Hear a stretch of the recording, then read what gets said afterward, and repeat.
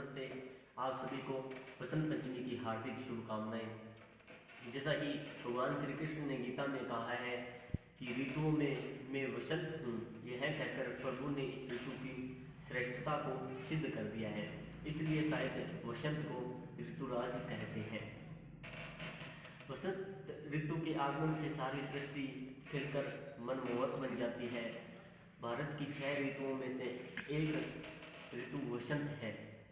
इस समय 5 तत्व जल, वायु, धरती, आकाश और अग्नि अपना भीषण रूप छोड़कर मोहक रूप दिखाते हैं।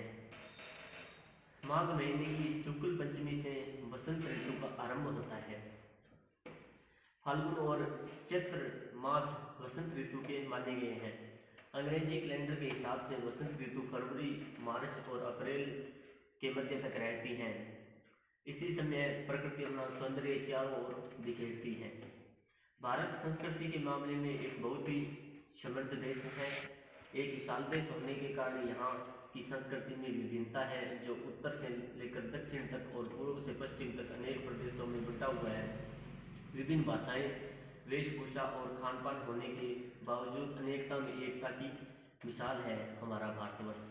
तो इसी के चलते कुछ वैज्ञानिक कारण भी हैं जो आपके सामने में रखना चाहता हूँ। दिसंबर और जनवरी के महीनों में अत्यधिक ठंड पड़ती है।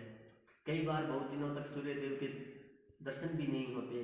सभी लोग ऐसे मौसम में घरों में दुबके रहते हैं, जिसके कारण चारों ओर अवसाद का वातावरण रहता है। वसंत पंचमी के पर्व से मौसम में बदलाव आने लगता है। सूरज की गर्मी में बढ़ोतरी होने लगती है। पेड़ों पर फल, फूल आदि लग जाते हैं।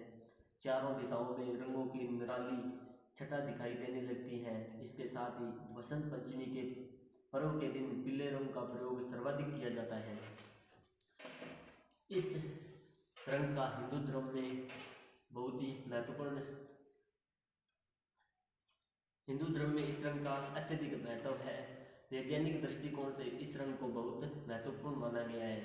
यह रंग अवसाद दूर करने में कारगर माना जाता है, साथ ही दिमाग को पूरी तरह सक्रिय करने में मददगार साबित होता है। इस रंग से आत्मविश्वास में वृद्धि होती है और यही बहुत महत्वपूर्ण होता है।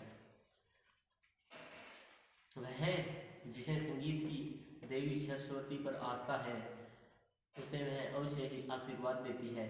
तुम केवल संगीत का ही अभ्यास नहीं करते, लेकिन सहनशीलता और अध्यवसाय का भी, क्योंकि यह यात्रा बहुत लंबी और कठिन है। मैंने अच्छे यात्रियों को बीच रास्ते में थक कर यात्रा छोड़ते हुए देखा है। इस यात्रा में हार मानने के 1000 अवसर आएंगे, पर तुमको हार नहीं माननी है। जिसका अपने मन पर नियंत्रण है, उसे अपने मार्ग से नहीं हटाया जा सकता, भले ही परिस्थितियाँ कैसी भी हो। इसी के साथ आज हम बसंत पंचमी के इस अवसर पर आप सभी को हार्दिक शुभकामनाएं देते हैं। धन्यवाद।